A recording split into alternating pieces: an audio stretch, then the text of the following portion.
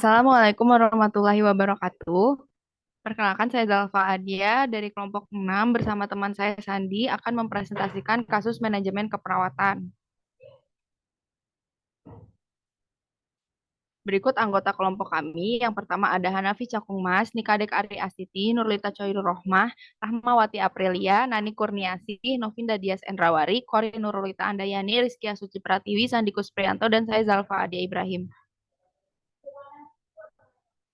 Berikut ada table of content dari kelompok kami, ada skenario kasus C, unsur input, unsur proses, unsur output, analisa data, rumusan masalah, plan of action, rencana evaluasi pencapaian, analisa SWOT, dan yang pertama ada skenario kasus. Ruang Dahlia adalah ruang perawatan VIP di rumah sakit tipe B pendidikan. Bor di ruang tersebut 75% dari kapasitas 30 tempat tidur. Rata-rata klasifikasi pasien terdiri dari 50 minimal care, 40 intermediate care, dan 10% maksimal care. Terdapat total 15 perawat dengan 5 orang pendidikan SPK, 8 diploma, dan 2 orang lulusan S1 keperawatan. Kedua orang lulusan S1 ini menjabat sebagai PN1, PN2, sedangkan posisi Karu dilaksanakan oleh lulusan D3 senior, namun memiliki pengalaman kerja 20 tahun di bangsal penyakit dalam.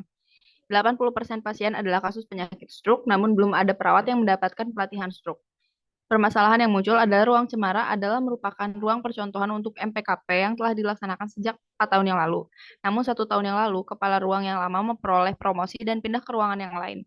Kepala ruang yang baru menjabat 1 tahun ini merupakan orang yang memiliki hubungan sosial yang cukup baik, namun produktivitasnya rendah. Sejak beliau menjabat, MPKP tidak berjalan dengan baik, namun beliau tidak pernah ada di setiap operan jaga. Kegiatan keperawatan, monitoring, dan supervisi tidak berjalan dengan lancar. Setiap ditanyakan mengapa bisa demikian, jawabannya adalah karena terlalu banyak kegiatan lain di luar bangsal, misal rapat, sosialisasi, dan lain-lain. Sejak beliau menjabat, MPKP tidak berjalan dengan baik. Beliau tidak pernah ada di setiap operan jaga, kegiatan keperawatan, monitoring, dan supervisi tidak berjalan dengan lancar. Ruang rawat ini tetap menerima mahasiswa dengan jumlah yang terbatas. Pada tahun ini hanya menerima sekitar 3-4 mahasiswa keperawatan di setiap periodenya. Belum pernah ada evaluasi mutu untuk mengukur kualitas bimbingan mahasiswa. Proses bimbingan berjalan dengan baik, namun bedside teaching tidak pernah dilakukan karena PN merasa sungkan melibatkan mahasiswa untuk pasien VIP. Unsur input, yang pertama ada raw input. 15 orang menghitung dengan 15 orang tenaga perawat, 3-4 mahasiswa praktek. Lalu ada instrumental input, tidak ada dalam kasus. Yang ketiga men, yang pertama kuantitas, terdapat 15 tenaga perawat dengan 30 bed. Kualitas 5 orang pendidikan SPK, 8 diploma, dan 2 orang lulusan S1 keperawatan. Kedua orang lulusan S1 ini menjabat sebagai PN1, PN2. Sedangkan posisi Karu dilaksanakan oleh lulusan D3 senior namun memiliki pengalaman kerja 20 tahun di bangsal penyakit dalam. 80% pasien adalah kasus penyakit stroke namun belum ada perawat yang mendapatkan pelatihan stroke. Yang keempat, money tidak ada dalam kasus. Yang kelima, metode primer terdiri dari 2 PN dan Karu. Machine dan materialnya tidak ada dalam kasus. Lalu ada unsur proses. Yang pertama, manajemen asuhan keperawatan. Bagaimana tindakan pekajian, perumusan diagnosa, perencanaan, implementasi, evaluasi, hingga dokumentasi. Yang kedua, manajemen pelayanan keperawatan. Yang pertama ada planning, apa yang menjadi tujuan dari ruang dahlia, kenapa tujuan itu harus tercapai, di mana rencana itu dilaksanakan, kapan rencana tersebut akan dilaksanakan, siapa yang akan melaksanakan tugas itu, dan bagaimana strategi untuk mencapai tujuan yang telah ditetapkan. Pengorganisasian atau organizing, bagaimana penetapan tugas-tugas yang harus dilakukan. Lalu ada actuating, apa yang dilakukan masing-masing staf sesuai tupoksinya, kenapa pekerjaan tersebut harus dilakukan, di mana pekerjaan itu dilakukan, kapan pekerjaan itu harus dilakukan, siapa yang memiliki kewajiban untuk melaksanakan pekerjaan tersebut, bagaimana cara melakukan pekerjaan tersebut. Yang terakhir ada controlling. Bagaimana standar dan metode yang ditetapkan untuk mengukur kinerja, bagaimana kesesuaian antara capaian kinerja dengan standar yang ditetapkan. Selanjutnya ada unsur output. Yang pertama bor dengan cara hitungnya jumlah hari perawatan dibagi jumlah tempat tidur dikali hari perawatan dikali 100%. Lalu ada aflos, lama hari perawatan dibagi jumlah pasien keluar hidup atau mati. Lalu turnover interval, yaitu jumlah tempat tidur dikali periode dikurangi hari rawat dibagi jumlah pasien keluar hidup atau mati. Lalu ada bed turnover, yaitu jumlah pasien keluar hidup atau mati dibagi jumlah tempat tidur. Lalu ada kepuasan pasien tidak terkaji dan belum pernah ada evaluasi mutu untuk mengukur kualitas bimbingan mahasiswa. Selanjutnya ada analisa data. Yang pertama, ketidakseimbangan jumlah tenaga perawat profesional dan vokasional. Yang kedua, belum ada pelatihan struk bagi perawat. Yang ketiga, kepala ruang tidak menjalankan tugas dengan baik atau produktivitas rendah. Yang keempat, monitoring dan supervisi tidak berjalan dengan lancar. Yang kelima, bedside teaching tidak pernah dilakukan. Dan yang keenam, belum pernah ada evaluasi mutu untuk mengukur kualitas bimbingan mahasiswa. Lalu tabel scoring penentuan prioritas masalah. Yang pertama, masalah ketidakseimbangan jumlah tenaga perawat profesional dan vokasional. Besar masalahnya 5, biayanya 2, untuk unsur inputnya kesulitannya 3, ketersediaan fasilitas 2, dampaknya 3, dan total dari masalah tersebut 15. Dan selanjutnya ada unsur prosesnya. Yang pertama, belum ada pelatihan struk bagi perawat. Besar masalahnya 5, biayanya 1, kesulitan 4, ketersediaan fasilitasnya 3, dampak 5, dan totalnya 18. Yang kedua, kepala ruang tidak menjalankan tugas dengan baik atau produktivitas rendah. Besar masalahnya 5, biaya 4, kesulitan 3, ketersediaan fasilitasnya 4, dampaknya 5, dan totalnya 21. Yang keempat, monitoring dan supervisi tidak berjalan dengan lancar. Besar masalah 5, biayanya 4, kesulitannya 3, ketersediaan fasilitasnya 2, dampak 5, dan totalnya 19. Selanjutnya, bedside teaching tidak pernah dilakukan, besar masalahnya 4, biaya 3, kesulitan 4, ketersediaan fasilitas 4, dampak 3, dan totalnya 18. Selanjutnya ada unsur output. Yang pertama, belum pernah ada evaluasi mutu untuk mengukur kualitas bimbingan mahasiswa. Besar masalahnya 5, biayanya 3, kesulitan 4, ketersediaan fasilitas 3, dan dampaknya 4, totalnya 19.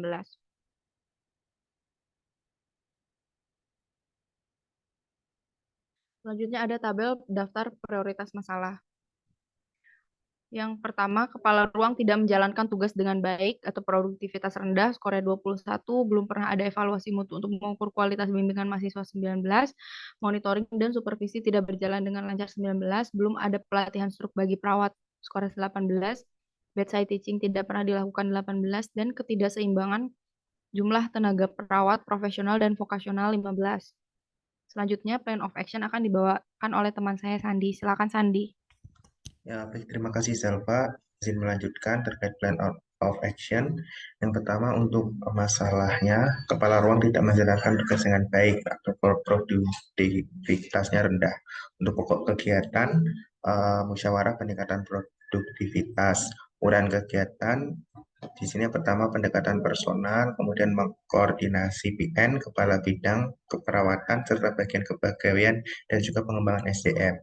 Selanjutnya juga musyawarah penentuan tindakan seperti peringatan, pemberian sanksi, dan lain sebagainya. Implementasi keputusan, monitoring hasil keputusan, serta evaluasi. Selanjutnya untuk sasaran atau tujuan peningkatan produktivitas kepala ruang. Targetnya kepala ruang Dahlia. Untuk pihak yang terlibat ada PN, Kepala Bidang Keperawatan, serta bagian kepegawaian dan pengembangan SDM. Waktunya 9 sampai 16 November 2022, BC-nya Sandi. Next. Untuk masalah kedua, belum pernah ada evaluasi mutu untuk mengukur kualitas bimbingan mahasiswa. Pokok kegiatannya mengadakan evaluasi mutu untuk mengukur kualitas bimbingan mahasiswa.